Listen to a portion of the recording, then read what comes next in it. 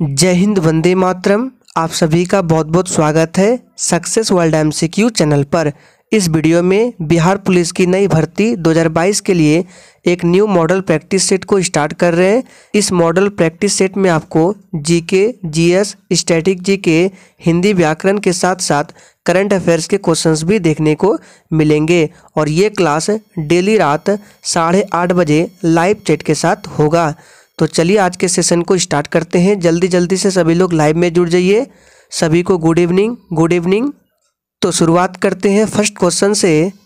Indo China निम्नलिखित में से किस देशों से मिलकर बना है? आपको लाइव चैट का ऑप्शन दिया जाता है।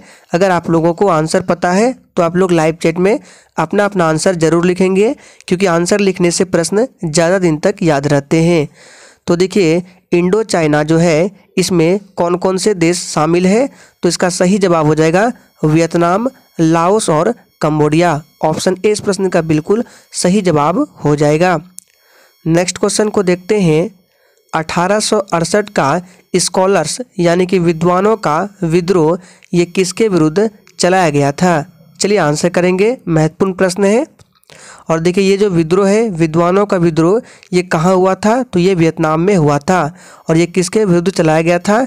तो फ्रांसीसी कब्जे के और ईसाई धर्म के प्रसार के खिलाफ चलाया गया था। तो सी ऑप्शन जो भी बच्चे दिए हैं बिल्कुल सही जवाब है। नेक्स्ट क्वेश्चन को देखते हैं। निम्न में से किसे ब्रेटन वुड्स ट्विंस के नाम से जाना जाता है? चलिए आंसर करते जाएंगे। प्रत्येक स्टूडेंट को लाइव चैट में आंसर देना है। तो देखिए, इस प्रश्न का सही जवाब है ऑप्शन ए। वर्ल्ड बैंक और आईएमएफ को ब्रिटेन वुड्स ट्विंस के नाम से जाना जाता है। आईएमएफ का फुल फॉर्म क्या होता है? तो इंटरनेशनल मॉनेटरी फंड होता है। नेक्स्ट क्वेश्चन को देखते हैं। सार्क का गठन किस वर्ष हुआ था? चलिए आंसर करेंगे। और देखिए, यहाँ से बहुत सारे प्रश्न बनते हैं। चलिए सभी का डिस्कशन करते हैं। तो सबसे पहले पूछा जाता है कि सार्क का फुल फॉर्म क्या होता है? तो इस तरह से सार्क लिखा जाता है। इसका फुल फॉर्म होता है south Asian association for regional cooperation. इसकी स्थापना की बात करें तो 8 दिसंबर 1985 ईस्वी को इसकी स्थापना बांग्लादेश के ढाका में की गई थी। इसका हेडक्वार्टर कहाँ है? तो नेपाल के काठमांडू में है। और इसमें सदस्य देशों की संख्या कितनी है? तो 8 है। कौन कौन से देश है आप लोग लिख लीजिए। भारत, पाकिस्तान, बांग्लादेश, अफगानिस्तान, नेपाल, भूटान, मालदीव और श्रीलंका है। तो इसकी स्थापना पूछा जा रहा है। तो ऑप्शन सी जो भी बच्चे दे रहे थे बिल्कुल सही जवाब है। नेक्स्ट क्वेश्चन को देखते हैं। निम्नलिखित में से किसकी अध्यक्षता में कांग्रेस के लाहौर अधिवेशन 1929 में पूर्ण स्वराज की मांग को औपचारिक रूप से मान लिया गया? चलिए आंसर करेंगे, इंपॉर्टेंट प्रश्न है। तो देखिए, इसका सही जवाब आप सभी जानते हैं, पंडित जवाहरलाल नेहरू की अध्यक्षता में। याद रखना है 1929 का अधिवेशन कहाँ हुआ था? लाहौर में हुआ था। इसमें पूर्ण स्वराज की मांग को औपचारिक रूप से मान लिया गया था। नेक्स्ट क्वेश्चन को देखते हैं। भारतीय वाणिज्य एवं उद्योग परिसंघ की स्थापना कब हुई थी? चलिए आंसर करते जाएंगे। भारतीय वाणिज्य एवं उद्योग परिसंघ की स्थापना कब हुई थी? तो देखिए, इस प्रश्न का सही जवाब जो भी बच्चे ए को दे रहे हैं बिल्कुल सही जवाब है 1927 ईस्वी में। और फ्रेंड्स, अगर आप लोगों को ये सेशन अच्छा लग रहा है तो आप लोगों का फर्ज बनता है कि आप लोग सेशन को बिना कहे लाइक करें। देखिए, मैं बार बार लाइक करने को नहीं कहूँगा, क्योंकि इससे बहुत सारे स्टूडेंट इरिटेट होते हैं। इसलिए आप लोगों का फर्ज बनता है कि आप लोग दिल से सेशन को लाइक करें। नेक्स्ट क्वेश्चन है। आवर कॉमन फ्यूचर, जिसका हिंदी है हमारा साझा भविष्य नाम से ब्रेटलैंड रिपोर्ट किस वर्ष प्रकाशित किया गया था? चलिए आंसर करते जाएंगे। और बिल्कुल इसी तरह के प्रश्न आपको एग्जाम में भी देखने को मिलेगा। तो देखिए, इसका सही जवाब हो जाएगा वर्ष 1987 में। सी ऑप्शन बिल्कुल सही जवाब है। नेक्स्ट क्वेश्चन है। बम्बई में पहली कपड़ा मिल कब स्थापित हुई थी? मोस्ट इम्पॉर्टेंट प्रश्न आपके एग्जाम के लिए। चलिए आंसर करेंगे। बम्बई में, तो देखिए, बम्बई में पहली कपड़ा मिल जो है ये कब स्थापित हुई थी? इसका सही जवाब है वर्ष 1854 में। तो डी ऑप्शन हमारा बिल्कुल सही जवाब हो जाएगा, ध्यान रखना है। नेक्स्ट क्वेश्चन को देखते हैं। 14 जुलाई 1942 को अपनी कार्यकारिणी में कांग्रेस कार्य समिति ने ऐतिहासिक भारत छोड़ो प्रस्ताव कहाँ पारित किया था? चलिए यहाँ पे देखिए कहाँ पारित किया था ये बताना है। तो देखिए ये पारित किया था वर्धा में। और कब पारित किया था? 14 जुलाई 1942 को। और मंजूरी कब मिला था? याद रखना है 8 अगस्त 1942 को मंजूरी दे दी गई थी। तो दोनों डेट को याद रखना है। नेक्स्ट क्वेश्चन है, किस पर्यावरण शिखर सम्मेलन के दौरान एजेंडा 21 यानी कि कार्यक्रम 21 को अपनाया गया था? मोस्ट इम्पॉर्टेंट प्रश्न है, चलिए आंसर करेंगे। तो देखिए कार्यक्रम 21 को कब अपनाया गया था पर्यावरण शिखर सम्मेलन के दौरान? इसका सही जवाब है रियो सम्मेलन। बी ऑप्शन बिल्कुल सही जवाब है। रियो सम्मेलन कब हुआ था? तो 1992 ईस्वी में हुआ था। नेक्स्ट क्वेश्चन को देखते हैं, नेशनल काउंसिल ऑफ एजुकेशन की स्थापना कब हुई थी? चलिए आंसर बताएंगे। नेशनल काउंसिल ऑफ एजुकेशन की स्थापना कब हुई थी? तो देखिए डेट है, ऑप्शन चला जाएगा डी के साथ, 15 अगस्त 1906 ईस्वी को। नेशनल काउंसिल ऑफ एजुकेशन जिसका हिंदी होता है राष्ट्रीय शिक्षा परिषद। नेक्स्ट क्वेश्चन है, हिंदी का पहला समाचार पत्र उदंत मार्तंड, याद रखना है ये हिंदी का पहला समाचार पत्र है, पूछ सकता है नाम क्या है? उदंत मार्तंड। ये कब प्रकाशित हुआ था? 30 मई 1826 को। आपको बताना है ये कहाँ से प्रकाशित हुआ था। चलिए तो देखिए इसका सही जवाब क्या हो जाएगा? ऑप्शन ए हो जाएगा, ये कलकत्ता से प्रकाशित हुआ था। नेक्स्ट क्वेश्चन है, भारत की शैक्षणिक नीति में फिल्ट्रेशन थ्योरी के प्रतिपादक कौन थे? चलिए आंसर करेंगे फटाफट से, टाइम्स अप। तो देखिए इस प्रश्न का सही जवाब हो जाएगा मैकाले ने। बी ऑप्शन बिल्कुल सही जवाब है। नेक्स्ट क्वेश्चन है, किसके सतत प्रयत्नों से मुंबई में प्रथम महिला विश्वविद्यालय की स्थापना हुई थी? मोस्ट इम्पोर्टेंट प्रश्न है। तो देखिए प्रथम महिला विश्वविद्यालय की स्थापना कहाँ हुई थी? मुंबई में। किसके प्रयास से? तो इस प्रश्न का सही जवाब हो जाएगा धोंदू केशव कर्वे, जो कि ऑप्शन बी में दिया गया है, डी के कर्वे के प्रयास से। नेक्स्ट क्वेश्चन हमारा है, चार्ल्स वुड का आदेश पत्र निम्नलिखित में से किससे संबंधित है? चलिए आंसर करते जाएंगे। चार्ल्स वुड का जो आदेश पत्र है ये किससे संबंधित है? तो इसका सही जवाब है ये शिक्षा से संबंधित है। याद कर लीजिए, मोस्ट इम्पॉर्टेंट प्रश्न है, चार्ल्स वुड का आदेश पत्र शिक्षा से संबंधित है। नेक्स्ट क्वेश्चन है, बाल विवाह को हतोत्साहित करने के लिए नेटिव मैरिज एक्ट ये किस वर्ष पारित किया गया? मोस्ट इम्पॉर्टेंट प्रश्न है, चलिए आंसर बताएंगे। तो देखिए नेटिव मैरिज एक्ट जो है ये किस वर्ष पारित हुआ था? सही जवाब है 1872 ईस्वी में। तो बी ऑप्शन जो ही बच्चे दे रहे थे बिल्कुल सही जवाब है। चलिए आगे बढ़ते हैं, प्याज का लाल रंग किसके कारण होता है? ये प्रश्न आपके एग्जाम में कई बार पूछा गया है। चलिए आंसर बताएंगे, प्याज का लाल रंग किसके कारण होता है?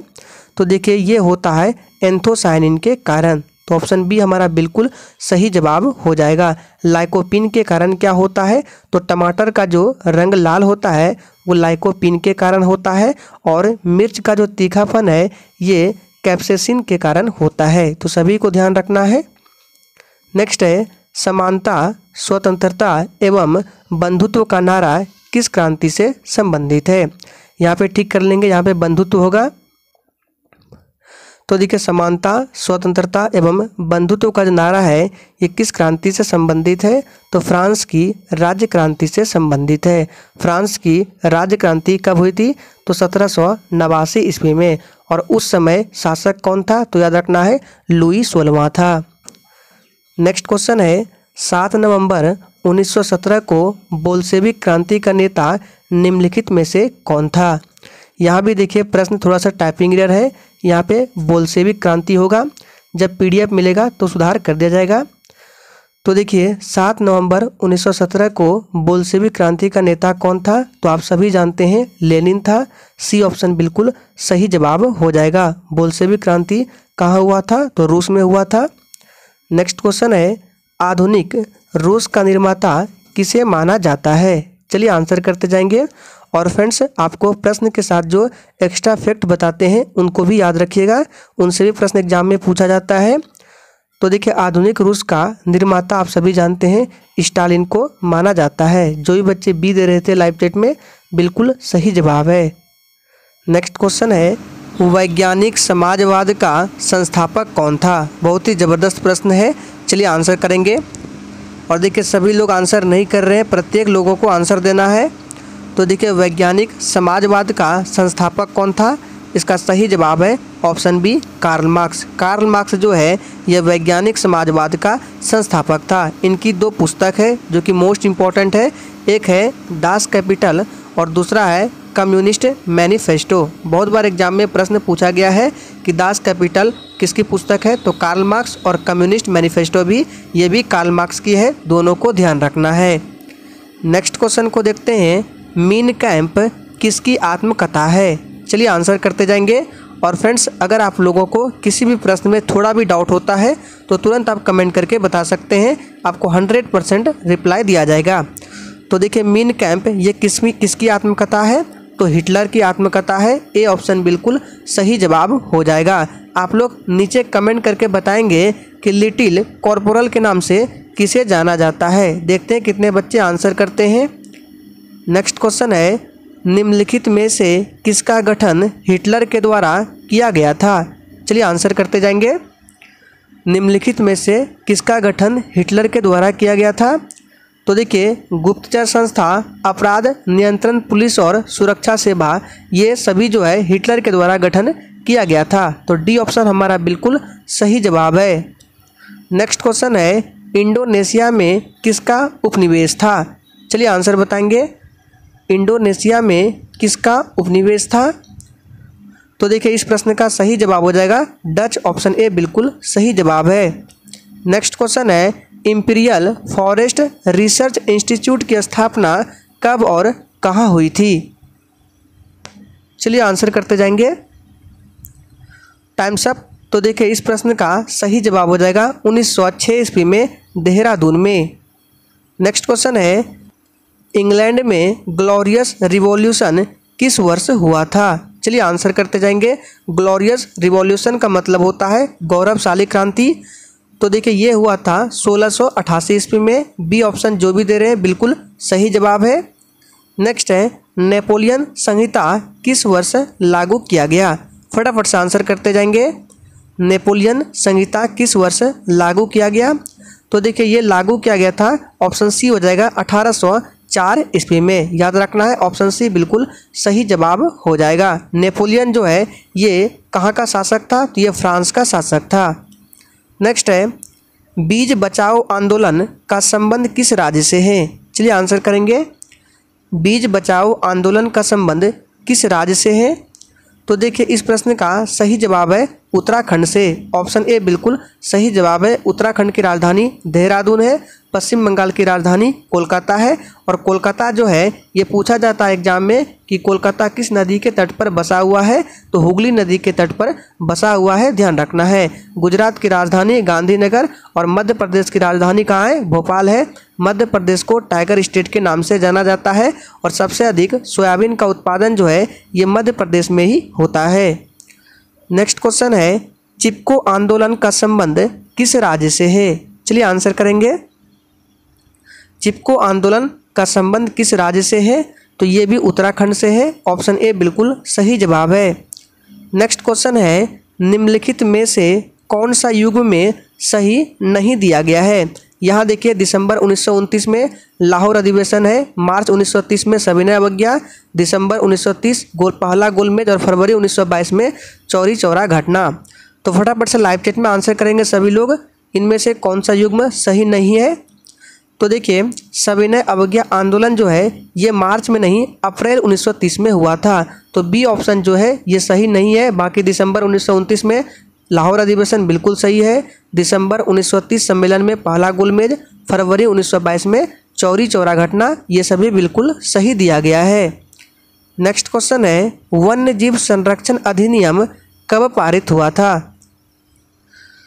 चलिए आंसर करेंगे, वन्य जीव संरक्षण अधिनियम कब पारित हुआ था? तो यहाँ से आपको 3 प्रश्न याद रखना है। सबसे पहले वन्य जीव संरक्षण ये पारित कब हुआ था? 1972 ईस्वी में। एक पूछा जाता है टाइगर प्रोजेक्ट, तो याद रखना है टाइगर प्रोजेक्ट जो है ये 1973 में आया था।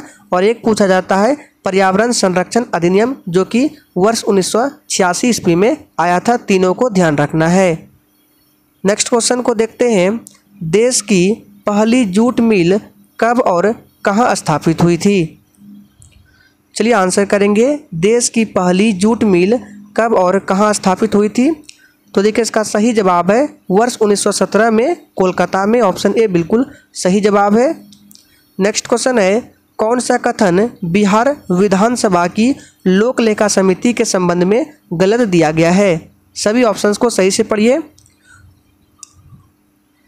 तो देखिए इसका सही जवाब हो जाएगा ऑप्शन सी, कार्यकाल 5 वर्षों का होता है। ये गलत है, क्योंकि लोक लेखा समिति का कार्यकाल ये 1 वर्ष का होता है, ना कि 5 वर्षों का। नेक्स्ट क्वेश्चन है, किस वर्ष राष्ट्रीय जनसंख्या नीति लागू की गई थी? मोस्ट इंपॉर्टेंट प्रश्न है। चलिए, किस वर्ष राष्ट्रीय जनसंख्या नीति लागू की गई थी? तो इसका सही जवाब ऑप्शन ए हो जाएगा, फरवरी 2000 ईस्वी में। नेक्स्ट क्वेश्चन को देखते हैं, फ्रांस की राजक्रांति कब हुई थी? 1789 ईस्वी में। उस समय शासन यानी कि उस समय किसका शासन था फ्रांस में? चलिए आंसर करेंगे,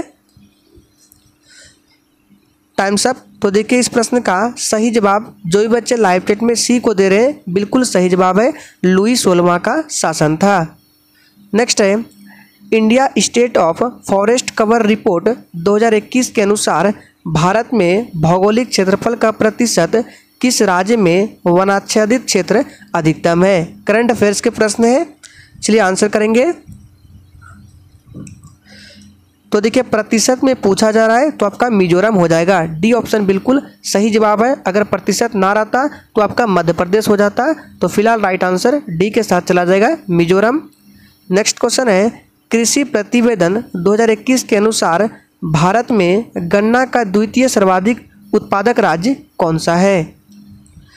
दूसरे स्थान पर बताना है कौन सा राज्य आता है। तो देखिए पहले स्थान पर आपका उत्तर प्रदेश है और दूसरे स्थान पर कौन सा हो जाएगा, याद रखना है, महाराष्ट्र। तो बी ऑप्शन बिल्कुल सही जवाब है।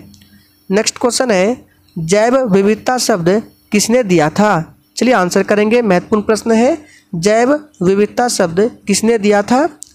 तो देखिए ये दिया था वाल्टर रोजन ने। सी ऑप्शन बिल्कुल सही जवाब है। 1985 ईस्वी में इसका प्रयोग सबसे पहले किया था वाल्टर रोजन ने। नेक्स्ट क्वेश्चन है, जनगणना 2011 के अनुसार न्यूनतम नगरीय जनसंख्या वाला राज्य कौन सा है? चलिए आंसर करेंगे, सिक्किम, महाराष्ट्र, अरुणाचल प्रदेश या बिहार। तो यहाँ पे देखिए आपको न्यूनतम नगरीय जनसंख्या वाला पूछा गया है, जो कि सही जवाब है सिक्किम। अगर अधिकतम की बात करें तो अधिकतम आपका महाराष्ट्र हो जाएगा। नेक्स्ट क्वेश्चन है, पूर्वी मध्य रेलवे का मुख्यालय कहाँ स्थित है? चलिए आंसर करेंगे, पूर्वी मध्य रेलवे का मुख्यालय कहाँ स्थित है?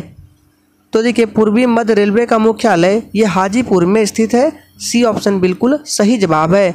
और फ्रेंड्स, जितने भी लोग सेशन को वॉच कर रहे हैं, अभी तक आप लोगों ने लाइक नहीं किया है, तो आप लोगों का फर्ज बनता है प्लीज़ सभी लोग सेशन को लाइक करें। अगर सेशन अच्छा लग रहा है तो ही लाइक करना है, वरना आप डिसलाइक करके जा सकते हैं।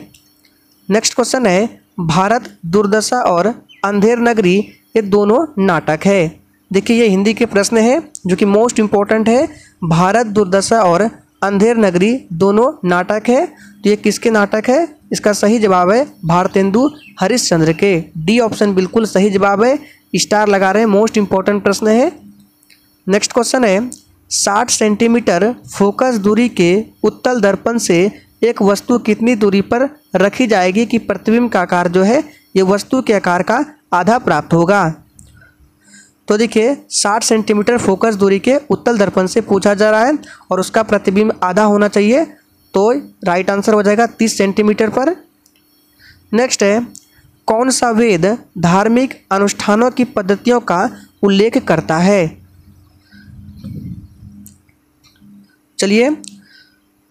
तो देखिए इसका सही जवाब क्या हो जाएगा, यजुर्वेद। सी ऑप्शन बिल्कुल सही जवाब हो जाएगा। भारतीय संगीत का जनक किस वेद को माना जाता है, तो साम वेद को। सबसे पुराना वेद कौन सा है, ऋग्वेद है। और आप लोग कमेंट करके बताएंगे कि सबसे बाद का वेद कौन सा है।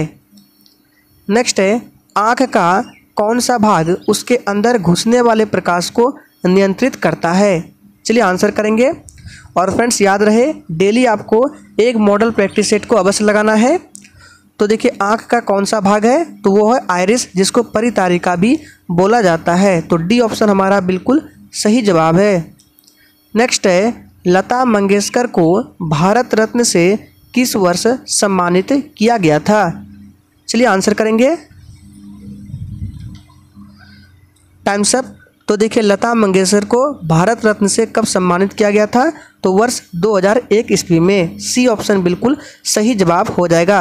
पद्म विभूषण से कब सम्मानित किया गया था, 1999 ईस्वी में। दादा साहेब फाल्के पुरस्कार से कब सम्मानित किया गया था, तो 1989 ईस्वी में। सभी पॉइंट्स को याद रखना है। नेक्स्ट है, निम्नलिखित वाक्यों में शुद्ध वाक्य कौन सा है। चलिए आंसर करते जाएंगे। और देखिए जिस तरह के हिंदी के प्रश्न करा रहे हैं, बिल्कुल इसी तरह के हिंदी के प्रश्न एग्जाम में पूछे जाएंगे। तो देखिए निम्नलिखित वाक्यों में शुद्ध वाक्य जो है, मुझे यह काम नहीं करना है, यह शुद्ध रूप लिखा गया है। नेक्स्ट क्वेश्चन है, सरोज स्मृति लोकगीत किसने लिखा है। चलिए आंसर बताएंगे। सरोज स्मृति शोक जो है, ये लोकगीत किसने लिखा है। तो देखिए प्रश्न थोड़ा सा टाइपिंग एरर है। प्रश्न क्या बनेगा, सरोज स्मृति शोक, यहाँ पे शोक होगा, पीडीएफ में सुधार कर दिया जाएगा। शोक लोकगीत जो है ये किसने लिखा है, तो याद रखना है ये लिखा है सुमित्रा नंदन पंत ने। सी ऑप्शन बिल्कुल सही जवाब है। नेक्स्ट क्वेश्चन देखिए, उपर्युक्त शब्द का आपको संधि विच्छेद बताना है। चलिए आंसर करेंगे। उपर्युक्त शब्द का संधि विच्छेद आपको बताना है। तो देखिए इसका सही जवाब हो जाएगा ऊपरी जोर उक्त, जो कि ऑप्शन ए में दिया गया है। दो संधि विच्छेद और याद रखना है, जो कि अक्सर एग्जाम में पूछा भी गया है, पवन का और पावक का। तो देखिए पवन का होता है पो जोड़ अन, याद रखना है। और पावक का क्या होता है, पाव जोड़ अक होता है पावक का। तो दोनों के संधि विच्छेद को ध्यान रखना है। पो जोड़ अन और पावक का पाव जोड़ अक होता है। आप किताब से देख लीजिएगा सही से। नेक्स्ट है, विद्युत चुंबकीय प्रेरण की खोज किसने की थी। चलिए आंसर करेंगे। विद्युत चुंबकीय प्रेरण की खोज किसने की थी, तो देखिए ये किया था माइकल फैराडे ने, जो कि ऑप्शन डी में दिया गया है। चलिए आगे बढ़ते हैं। गुणसूत्र कहाँ पाए जाते हैं। चलिए तो देखिए गुणसूत्र कहाँ पाए जाते हैं, तो ये केंद्रक में पाए जाते हैं। बी ऑप्शन हमारा बिल्कुल सही जवाब हो जाएगा। तो इस सेशन में हमने 50 प्रश्न को ही रखा था। अगर क्लास को अच्छा रिस्पांस मिलता है तो प्रश्न की संख्या को इंक्रीज करके 75 क्वेश्चंस किया जाएगा, जो कि एग्जाम में भी आपके जीके जीएस से लगभग 75 प्रश्न ही पूछे जाते हैं। तो देखिए अगर आप इसका पीडीएफ डाउनलोड करना चाहते हैं तो डिस्क्रिप्शन बॉक्स में टेलीग्राम चैनल का लिंक दिया गया है, जाइए ज्वाइन कर लीजिए। बिल्कुल फ्री में इसका पीडीएफ आप वहां जाकर डाउनलोड कर सकते हैं। तो क्लास अच्छा लगा तो सभी लोग दिल से ज़रूर लाइक करें।